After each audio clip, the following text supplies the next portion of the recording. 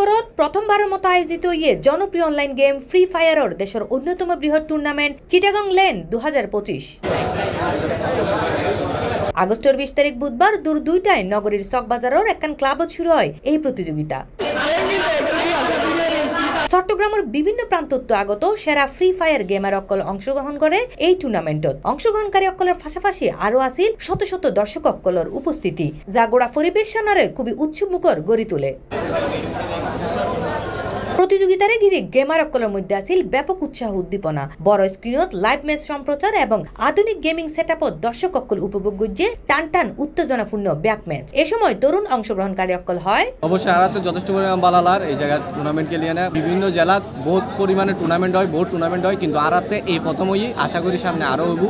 আর যথেষ্ট পরিমাণে আশাবাদী। বাংলাদেশের যে অবস্থা এই দেশ মানে কি এটা কি এরকম গেম উত্তন হন ফিউচারের কি হন গিয়া নাই এভারেজ বোথ সাইড আছে, যেদিকে অ্যাডভান্টেজ পাই এই সাইডে মুখ বুঝ মিললে এই ধরনের আয়োজন দেখিয়ে দর্শক অকল জানায় টুর্নামেন্ট তো ভালো লাগে, ব্যাককে ভালোভাবে খেলার হাড্ডাহাড্ডি লড়াই চলে একজনের লগে একজনের নাই ফিরি ফের ন খেলি আই অডিয়েন্স আই চাইতা মানছি কিন্তু সাপোর্ট করি আইবি যে আইকনিক কি বলে আয়নিক বন যেটাকে বলে মানে এইভাবে সাপোর্ট করি আর কইলে জেবি আর চট্টগ্রামবাসীর তো হইম যেবেন নোয়াফো আসা যেকিন আছে এখানেরও হইম বাসি তোরা সিএসটিএস খেলা বাদ দে টুর্নামেন্টত আই অফিসিয়াল টুর্নামেন্ট খেলে একটা লেনা সুব্যবস্থা হবো, ল্যান্ড খেলবি বহুত গম লাগবো, তোরা তো ভালো লাগবো আর তো ভালো লাগবে।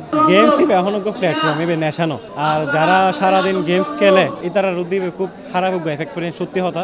ফরেলার পাশাপাশি গেমস পার্ট টাইম হিসেবে লন উচিত। সারাদিন গেমস খেলাম পরিবার মনে গেছিল, কিন্তু হ্যাঁ ভালো গেমস খেলিলে এখন দেখা যায় কি এখন কেরিয়ার গঠন মানে ভালো স্পোর্টসে ভালো গেম খেলি তাইলে ভালো প্রাইজ মানি আছে, স্পন্সর আছে, সবকিছু মিলে ভালো কেরিয়ার বাংলাদেশ রিপ্রেজেন্ট করা যায়, নিজের রিপ্রেজেন্ট করা যায়। এই টুর্নামেন্টত মোট 12 দল অংশগ্রহণ করে, যার মধ্যে প্রথম স্থান অর্জন করে দ্য জ ব্রেকার্স এবং দ্বিতীয় স্থান অর্জন করে আইকনিক বন্ড।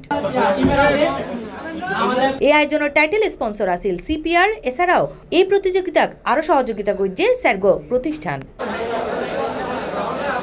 আয়োজক অকল জানায় চট্টগ্রামত এই ধরনের আয়োজন নিয়মিত করতে চায় তারা, যাতে তরুণ গেমার অকল নিজের মেধা ও প্রতিভারে আরো বিকশিত করিবার সুযোগ পায়।